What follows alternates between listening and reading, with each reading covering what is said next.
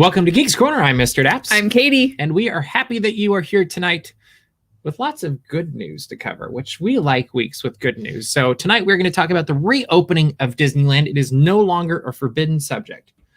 We're going to talk about EPCOT.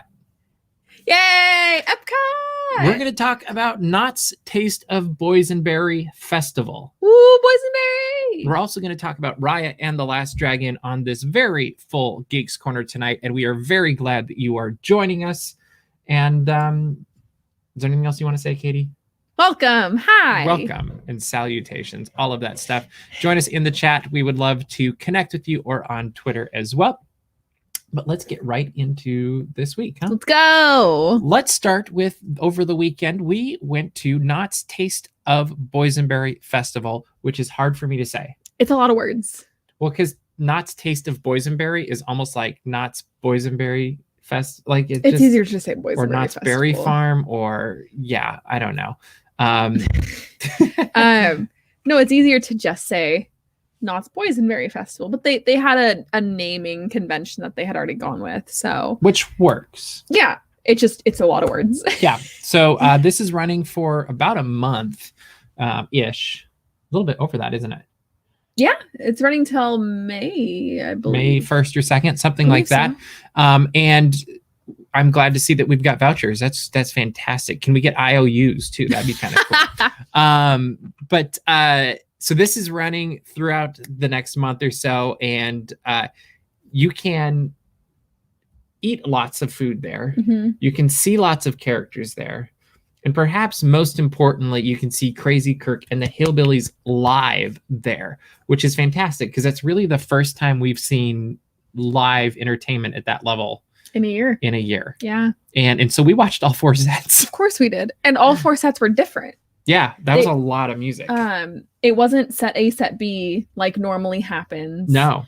When they've been pre-recorded before, they've done set A, set B, and then they just alternate for a couple hours. And you know what I think they've been doing? Practicing. Oh, definitely. They were good. They were really good. Like, they're always really good, but I was surprised. I'm like, hey, they probably haven't had, a lot of gigs in the last year publicly. And they were really, really fun. They were really fun. And like I said, playing 4 unique half-hour sets is a lot. True. They played, obviously, some of the greatest hits. Yep. Like Devil Went Down to Georgia. Yep. Which was a lot of fun. They did one of my favorites, which is Brandy. Mm-hmm. I always love when they do Brandy. But yeah, it was all over a great time. And they did some really good, what do they call it? When they take, they do their own versions of like classic rock or Motown in this case. Like they did a lot of good covers. That's the word I was looking for. Yeah. Of different songs. Brandy being one of them actually. But they did Motown. They did classic rock. They did so much. They did an Irish jig that I've heard at Raglan Road. Yeah. Which was really fun. And that was just one of the highlights.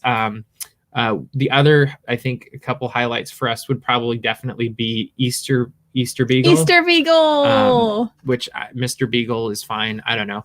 Whatever you want. Call it. We saw, what was it? Egbert, the Easter Bunny. He hid his Easter eggs all over Knott's Berry Farm. It was actually pretty fun. Like the Easter eggs were really cool. And Egbert had a really fun outfit. And the food is always good at these things. And I think the cheesecake is still my number one. It's between that and that pizza. Mine is still the beer cheese soup. Oh yeah, it was good too. So good. I would eat that like for lunch, like on a nice rainy day. Oh yeah, like tomorrow would be perfect. Tomorrow would be perfect for that beer cheese soup. Completely agreed. And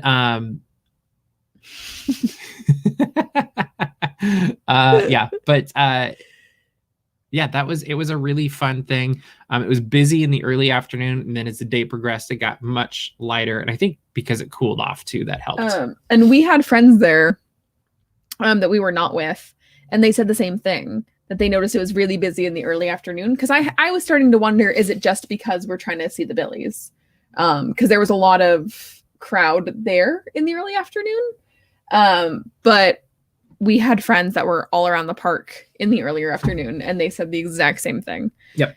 But later it got cleared out. Yeah. Which was really nice. That's very true. There was no lines. Yeah, it was great. Like, I think we waited the longest for our first dish of food. Definitely. And then everything was downhill in terms of wait times after that. Yeah. By the evening, there were no waits. Like, you just walked up and basically get whatever you wanted. And in most of them, like, there was a couple of kiosks that still had lines, but another solid event by Knott's Berry Farm. And I would actually probably consider going back again just to watch the Billies. 100%. But now I'm also into this whole thing of like, they haven't made any announcements there, but it's like, well, you could either go back for, was it $45? Or do you save the $45 and put it towards a pass for Knott's? Which is, it'll be good till next year, correct? Something like that. I was gonna say, I can't keep track anymore. I think it'll be good. The pass will be good till 2022. It'll go further into the year. I think it's as long as we lost this year, it goes into next year, which will be complicated next year. But like, they may have to do a Disneyland thing where like whenever you start, it goes to, because traditionally they're a by calendar the year. Yeah. But yeah, the food was really good. Glad you enjoyed the vlog. You can go check that out on our YouTube channel, and you can see I almost did 2 versions of the vlog, where one was what I posted, which was 42 minutes in shorter Billies. And then the other one was going to be literally everything we shot, which I think would have put it at 2 hours and like 36 minutes. And I was like, you know what? That would be the most accurate representation of our full day. Of our day, yeah. So you'd have like the vlog and then the extended vlog. Let us know if you want to see the Mr. Daps cut. Well, we can't now. I already deleted it. There's no Mr. Daps cut of the Boysenberry I'd have to vlog? literally re-edit the entire thing.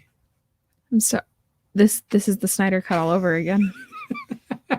Yeah, basically. I don't know what to do with this. Well, if we did a long form for the Dapsies next year, instead of doing short films, we could have a long film. And no, we'll start making that now. Yeah, no problem. Oh, good gravy.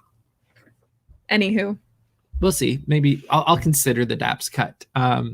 My computer may not, but you can take mine. Yeah, you know, like that's just good. And if you watch the vlog, I did stylize it a little bit. See if you can figure out what I did. It wasn't that much, but it was inspired by a specific program. So see if you can figure out what inspired me for it. I didn't go as dramatic as they do. All right. Speaking of dramatic, today at the Disney shareholder meeting, I was actually pleasantly surprised at the amount of dramatic news that came out of it. So was I. In fact, I was texting Murray this morning because I will also admit that I knew it was coming up, but part of me was just kind of like, okay, there's not going to be that much because of Disney Investor Day in December covered all of the is it Clippy? No, it's not Clippy, but we can do one of those too. But I felt like we got so much out of the Disney Investor Day. I was kind of like, well, they're going to just try to keep things focused on the positives and definitely do what they can. So the news I think that we'll start with from Disney Investor Day today is that Disneyland is expected to reopen by the end of April, according to Disney CEO Bob Chapek, which is ridiculous in a good way. I mean, we've been talking off camera, obviously, and it's kind of like, well, maybe in May we'll get it back, you know, like it'll be reopening. And what reopening looks like, I don't know. Do you have any predictions there? Well, indoor attractions won't be able to reopen, which to me seems like most of them. Is that accurate? I think it's at a very limited capacity. But it was things like they would have to time it, the vehicles, so that they aren't coinciding, which I think for things like Indy would just break the attraction because Indy can't handle changes in schedule. Small World, it's easy. You just send boats out at different times. Yeah. But I think that especially things like Space or Indy, I just think they might not reopen when Disneyland does. Because I think that managing the capacity of the vehicles in the space at a given time might be difficult. I don't Just think don't put people in every one. True. I don't think it's out of the question that when things open up more and we go into the orange tier or the yellow tier. Yeah. Is that the colors? It's so confusing, guys. Living in California is complicated. Purple, red, orange, yellow. Purple, red, orange, yellow. But I think that as we go down, things might be a little bit easier to manage. Yeah. So what we know is that the red tier, which we are hoping to get into in Orange County in the next week or two, everything will be at 15% capacity. Everything will be very limited indoor. The thing I don't remember is, I feel like I heard at one point Bob Chapek say that at 15% capacity, they weren't going to make profit. So, and he's always said that if the parks wouldn't make a profit, that they won't reopen. Yes. So that'll be interesting to see. And I could be wrong on what that number is. And since they're talking about reopening, clearly they know something we don't. Definitely. Once it gets to the next level, which I believe is orange, right? Yes, orange. Then it bumps to 25%, which that level to me would be the sweet spot. Like, to me, that if you can get in when it's 25% at Disneyland, like, you're going to have a good time. Definitely. Well, depending on what your definition of it is, you'll be able to get on attractions. You'll be able to walk around with the parks fairly empty. It won't be Walt Disney World empty just because the space is different, but you're going to enjoy it. Then it bumps up to the next tier and it goes to 35% for yellow level. And then I don't know if there's a green or something where it's like, hey, have fun, which is weird because it'd be weird to think it goes to 35 to like, hey, just do what you want to do. That's weird. So I think that's going to be interesting. I think the reservation system is going to be very interesting. Mm-hmm. I am incredibly intrigued to see the reaction to whatever systems get put into place from just a guest reaction standpoint. Definitely.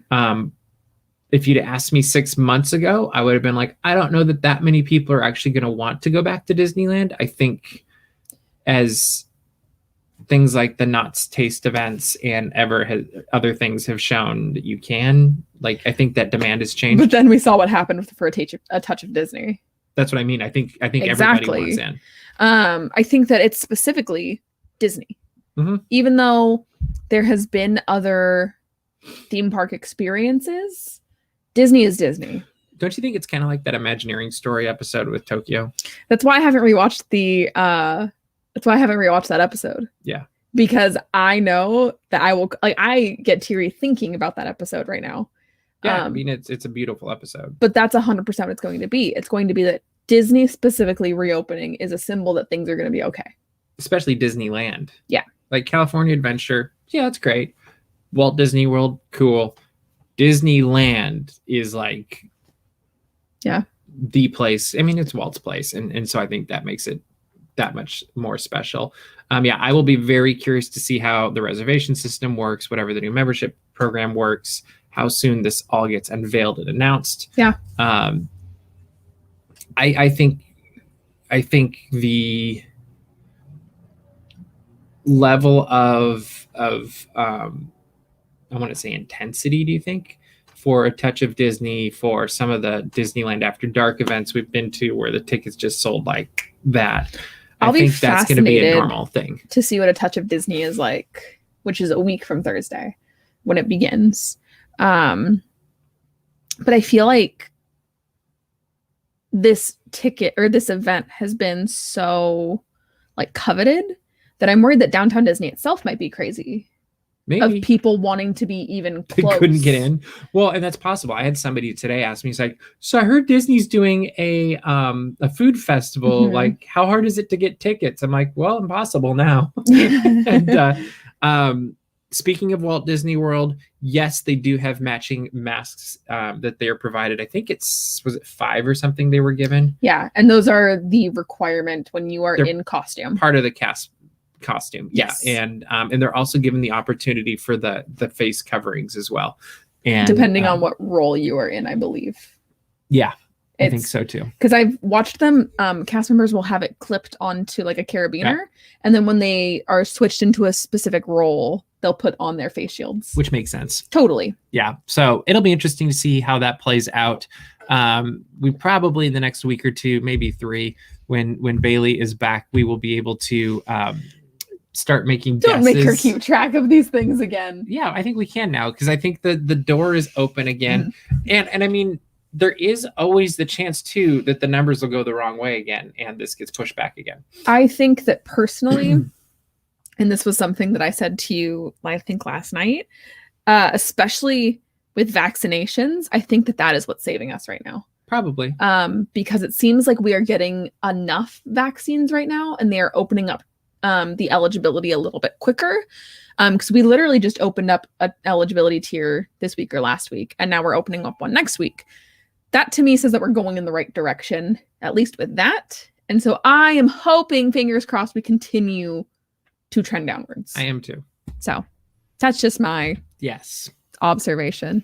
I have a computer upgrade analogy that's you said the word. I said the word. That's been bugging me a little bit about early and late adopters for computer upgrades. I said it again. I don't know. You said it again. Upgrades by secret band from Apple. Computer stop. This is why you don't talk about this, and also name your device after the Star Trek device. Anyway, so funny. I am curious to see how if we see the same thing happen with this. Let's move right along over to Walt Disney World, where it was announced today also that Remy's Ratatouille Adventure will be opening on October 1st at EPCOT. And I think this is an interesting thing. Should I ask you yet, or are you ready? I'm composed. Okay. What do you think about it opening on the 1st? I think it's going to be a great way to kick off the 50th, to be completely honest. But it's obviously some people are disappointed because they were expecting summer. That happens. But I think that both Ratatouille or Remy's Ratatouille Adventure and the new quick service / table service crepe restaurant opening on October 1st is going to be a beautiful expansion to the France Pavilion. Yeah. Pictures they shared today are beautiful. It'll probably drive everybody in Florida crazy to have to wait another, what is it, I'm 7 sure. months, 6 months, something like that. It'll be 7. It's a little under 7 months. Yeah. But I get that it's disappointing, but I think that at this point, it just makes sense to have it open for the 50th. I think it makes something special. Whereas because of all that's happened, not all of the things you normally would associate with a anniversary of this stature look to be playing out the way that they have in the past. And it'll be interesting to see when Harmonious actually opens. Because that was something that was noted that they did not talk about today. Yeah. So I mean, that was kind of one of the things like, oh, well, they're announcing this, so they can announce that. And the weird thing is it looked just like from the common, guest walking by that Ratatouille was going to be ready before Harmonious. And people were making guesses back in February that Ratatouille was going to open. They were making guesses in December that you would be on in January. Yeah. So I don't know, like it'll be interesting. I mean, now we know when Ratatouille is going to open, and probably will have a soft opening or something beforehand for at least cast members, I would think. Definitely. But it'll be interesting to see when Harmonious actually happens, and I would love to see it be October 1st also. I would love to see that. There seems something poetic about that, especially with like Epcot Forever was, I think it was October 1st, so that's Epcot's anniversary. Yeah, was that the day it opened? Yeah, it was like I was there. I just don't remember the date.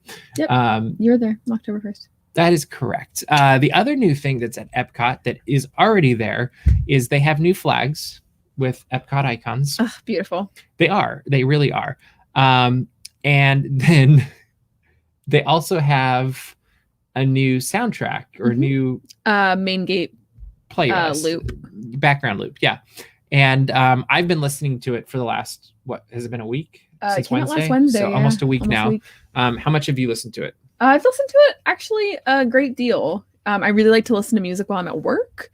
But sometimes I don't want to put on we both know that my playlists have a lot of different types of music on it. Yep. I literally listen to everything. And so sometimes that gives people whiplash when they hear it. So I've just been listening to EPCOT background music because it's a people pleaser and it makes me happy. So you like the new? Yeah, I like it a lot. I thought it was funny if you go in and look at the different songs, like some of them are like, I think there's one from Disney Nature's Dolphin, and there's some that, and one from like the most overtly, even though I wouldn't call it overtly Disney, but it at least has like Saving Mr. Banks they used to track from. And I'm like, I don't really consider that overtly Disney because it's not like, I don't know, When You Wish Upon a Star. Exactly, yeah. Or Figment, or, you know, like it's just not something that in your face Disney. But then like, I think there's a section that's called like inspirational or motivational music. Yeah. And I'm like, it's an 8-minute track that's like something motivation music. Yeah, and it's really good. Like it surprised me, and I'm like, oh, yeah, I feel better today, like listening to this. And totally. And that's what EPCOT's about anyway. And I've seen people be upset that it is not original music written for EPCOT. My other thing is I don't know if this new background loop is permanent. I wouldn't be surprised if it's not permanent. But if it is, I think it is. Well, foreseeable future. There's one of the last times I was at EPCOT, I spent like an hour and a half sitting on a bench in front of EPCOT, just listening to the background music. And when I listened to that, I was taken back to that because I could sit there and literally listen to the background loop at EPCOT. I could sit at the entrance plaza. If I paid money just to sit in the entrance plaza of EPCOT, I would do it because it makes me feel hopeful. That's why I love EPCOT. Well, and the new music still does that. It does. It captures that feeling. In some ways, I feel like it almost does it more because I think half of the old entrance loop did it really well.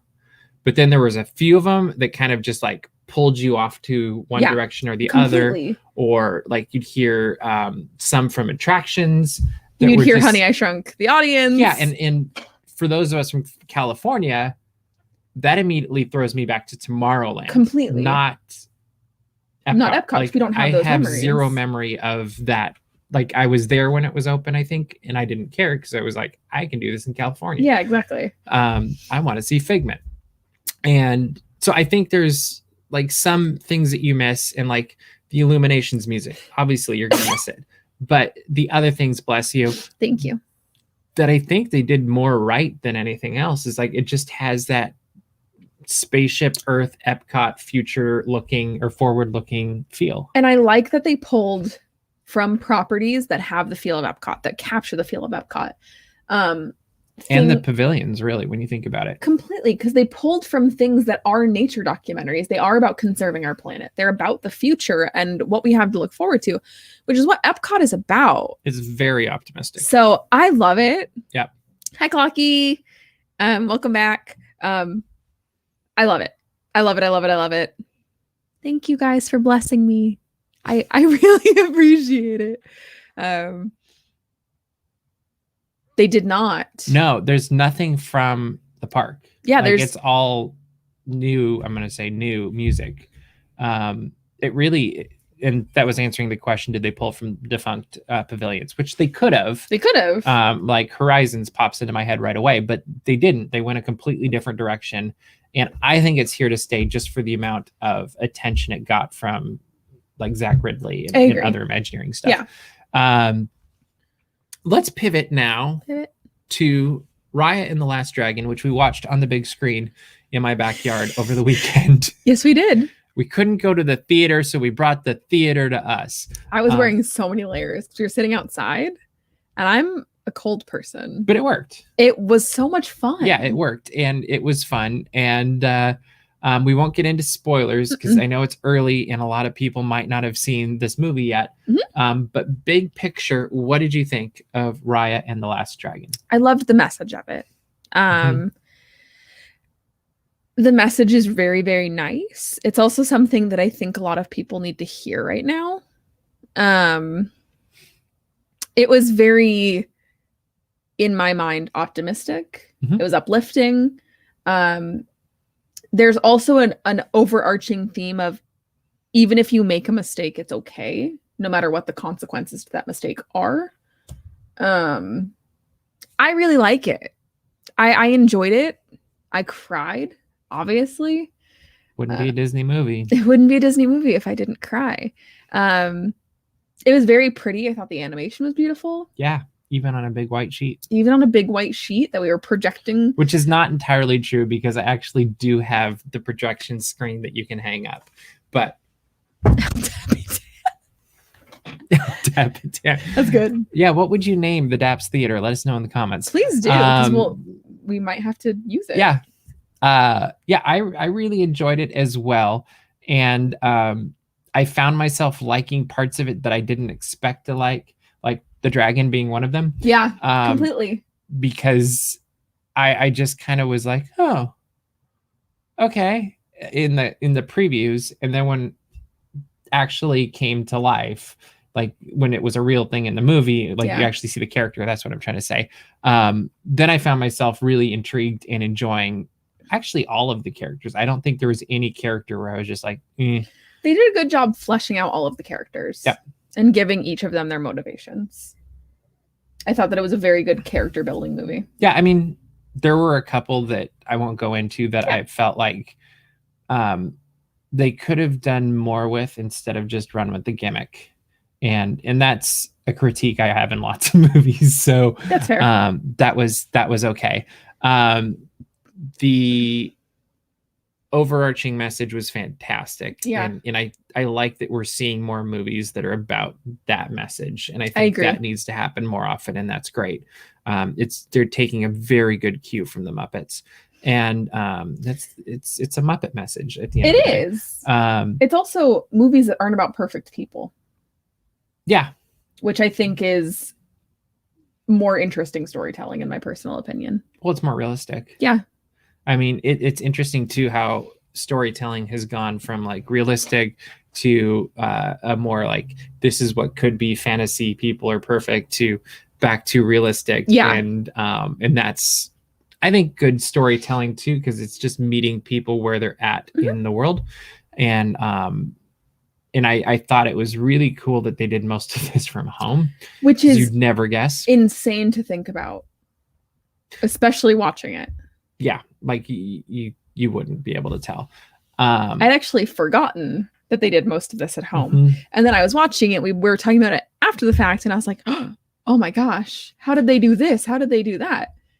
Without being spoilerish at all, Kelly Marie Tran is a very gifted voice actress. Like, I enjoyed her in Star Wars. I love Kelly Marie Tran. But her voice, I thought, as a character actor, I was like, this is really engaging. Like, there's lots of heart behind it. It pulls you in. She gave a very compelling performance, I thought. She's wonderful. And I hope we see more of her in more things. I'm sure we will. Yeah, I don't know. It'll be interesting to see. I think we just need to read these. Hold on. So here are possible names for the DAPS Theater. We've got Dapsy Circle Theater, the Daperian Theater, Dap Street Opera House, Vidapsol. Can you say it? Vidapsopolis. There we go. And Dapsifeller Center that have now been submitted as names for the DAPS Theater. And the one El Dapitan up higher and DAPS Theater. Yes. Did I miss any? Okay, I think that's all of them. Elect Dapsica. Oh no! No! The Golden Daps Shoe Theater. Very good. Here at the Golden Dap Shoe. It's a good show. The Golden Daps Shoe. The Golden Dap Shoe. It sounds like something that would be in the DAPC Awards. So is that your short next year? Will be black and white, and it'll. It's all black and white except for one gold Dap Shoe. There you go. That could be it. Anyway, 2 thumbs up for me. I can't. I'm not going to say it was my top 5 Disney movies of all time. But it's definitely in the top half, very solidly. In fact, top quarter. Yeah, I'd agree. I enjoyed it. Yeah, and I will say I'm always preferential to Disney musicals. I just think there's something magical in musicals because you can tell a story in a way with a song, if done right, that can't be matched any other way. Like, I just think that's just something that's very special. And I think Disney has nailed it better than anybody else. But we're running out of time, Katie. So what should people do? Shoot at appsmagic.com. Check out all the Disney and geek news as it happens. Subscribe to our mailing list because at this point, we'll be getting a reopening date within the next week. So you don't want to miss that. That's so for sure. subscribe to our mailing list. And subscribe to our YouTube channel so you don't miss any of the videos that are going up. I don't know if and when, but I saw Murray uploaded something that's quite far back in the past. I'm guessing from his childhood. It's not that, I don't think. But but you don't want to miss any of these videos. I've got some few that I am working on as well, along with a bunch of Crazy Kirk and the Hillbilly videos that I still have to get edited and uploaded as well. But that is all the time that we have for you this week. So we will see you around the corner. Bye.